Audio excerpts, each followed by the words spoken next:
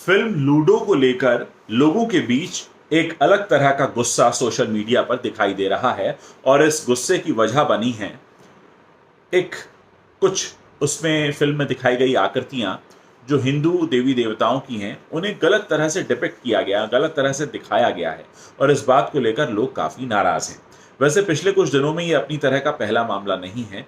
कुछ ही दिन पहले मैंने आपको बताया था कि अमेज़न पर ओम लिखे हुए डोर मैट्स मिल रहे हैं और कुछ ब्रीफ्स और अंडरगारमेंट्स मिल रहे हैं जिस पे हिंदू गॉड्स बने हुए हैं। इससे पहले मैंने आपको बताया था कि फेसबुक पर एक पेज है जो हिंदू गॉड्स को अश्लील पोज में दिखाता है। उसको लेकर भी लोग काफ़ी गुस्सा थे और काफ़ी लोग आहत महसूस कर रहे थे और लोग तो इस पूरे मामले में हवाला उस फ्रांस की घटना का भी दे रहे हैं जिसमें कुछ कार्टून को लेकर बवाल हुआ था और किस तरह से वो बात इतनी बढ़ गई।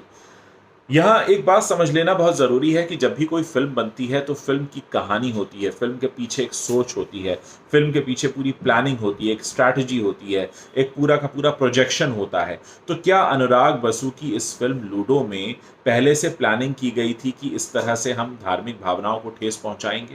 पहला सवाल। दूसरा, एक फिल्म बनाई जाती है पॉपुलर कैटेगरी में आने के लिए ताकि लोग उसे देखें, पसंद करें, वो फिल्म लोकप्रिय हो, जनप्रिय हो। तो क्या अनुराग बसु को लगता है कि इस तरह के चित्र दिखाकर वो अपनी फिल्म को लोकप्रिय बना सकते हैं, जनप्रिय बना सकते हैं? और तीसरी बात यहाँ पर सबसे बड़ी ये है कि अनुराग बसु एक फिल्मकार हैं और एक फिल्मकार से ये उम्मीद की जाती है कि वो अपने देश और समाज को अच्छे से समझता है, क्योंकि तभी तो वो कहानियां कह सकता है। तो क्या उन्हें बिल्कुल भी अंदाजा नहीं था कि वो क्या बना रहे हैं और जो वो बना रहे हैं उसका असर किस तरह से पड़ेगा, लोग उस पर किस तरह से रिएक्ट करेंगे?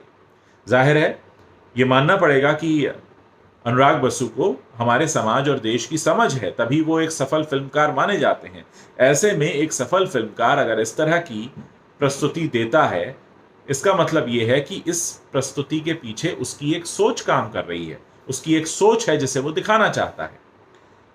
मुझे हैरानी होती है क्योंकि मनोरंजन के क्षेत्र से मैं भी जुड़ा रहा हूं, एंटरटेनमेंट फील्ड से, और एंटरटेनमेंट की पहली शर्त होती है कि आप जनप्रिय हों, लोकप्रिय हों।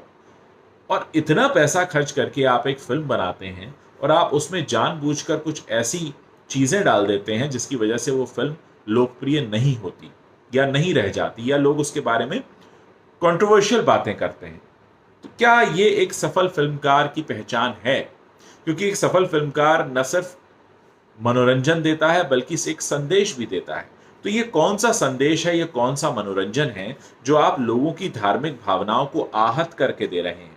ठीक है, वो ब्रांड्स थे जो टी शर्ट में गॉड्स की गंदी इमेज बनाकर बेच रहे थे या डोरमैट्स पे बेच रहे थे या ब्रीफ्स पे बेच रहे थे, लेकिन आप तो एक कहानी बना रहे हैं। कहानी का मतलब आपके दिमाग में कहीं ना कहीं एक प्रोजेक्शन रहा होगा कि आपका सब्जेक्ट कहां जाकर हिट करेगा और आपका सब्जेक्ट जब लोगों के सामने प्रदर्शित होगा तो लोग किस तरह की बातें करेंगे। इसका मतलब यह है कि आपने एक सोची समझी रणनीति के तहत यह किया है जिसके पीछे मनोरंजन देना तो सोच नहीं हो सकती। हो सकता है आप कंट्रोवर्शियल बनना चाह रहे हो या एक खास तरह की अपनी सोच लोगों पर थोपना चाह रहे हो। आप लोग इस बारे में क्या सोचते हैं और आपको क्या लगता है लूडो जैसी फिल्म अगर आती है तो हमें उस पर किस तरह से अपना रिस्पॉन्स देना चाहिए? और क्या आप ये मानते हैं कि अनुराग बसु ने एक सफल और जिम्मेदार फिल्मकार की जो जिम्मेदारी होती है उसे निभाया है?